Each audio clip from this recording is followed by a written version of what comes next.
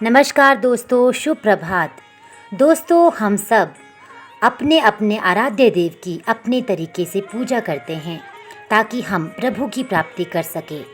कोई ध्यान लगाता है, कोई भजन गाता है, कोई व्रत रखता है, कोई अन्य तरीकों से भगवान को प्राप्त करने की कोशिश में लगे रहते हैं। ऐसी ही एक राजा की बहुत ही सुंदर कथा है जिसमें प्रभु प्राप्ति की बारे में बताया है। एक राजा था, वह बहुत न्यायप्रिय था, प्रजावत्सल एवं धार्मिक स्वभाव का था। वह नित्य अपने ठाकुर जी की बड़ी श्रद्धा से पूजा पाठ और याद करता था।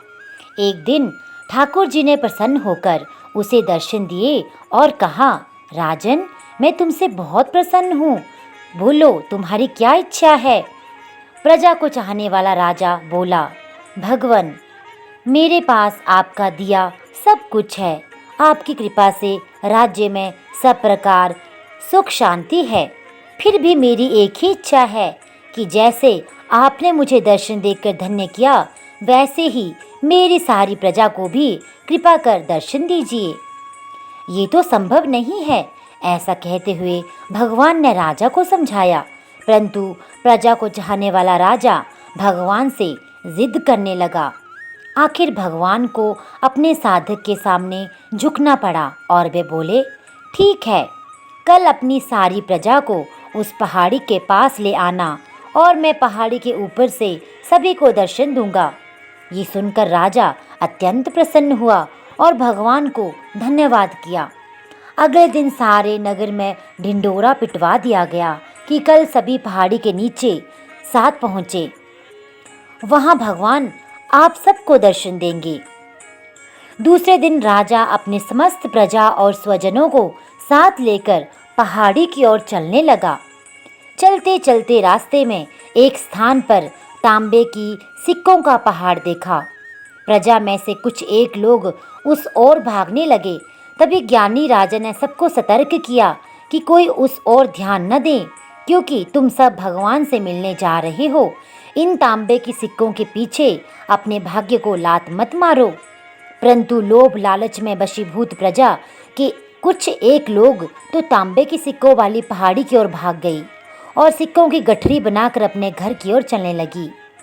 वे मन ही मन सोच रहे थे, पहले ये सिक्के समेट ले, भगवान से तो फिर भी मिल लेंगे। राजा खिन्न मन से आगे बढ़े। कुछ दूर चलने पर चांदी की सिक्कों का चमचमाता पहाड़ दिखाई दिया।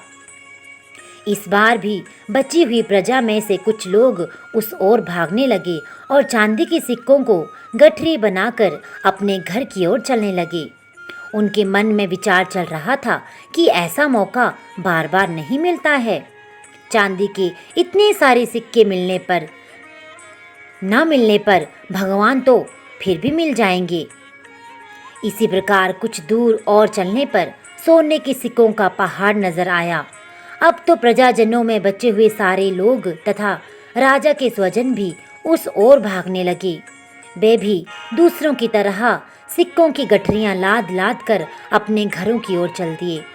अब केवल राजा और रानी ही शेष रह गए थे। राजा रानी से कहने लगे, देखो कितने लोभी हैं ये लोग, भगवान से मिलने का महत्व ही नहीं जानते।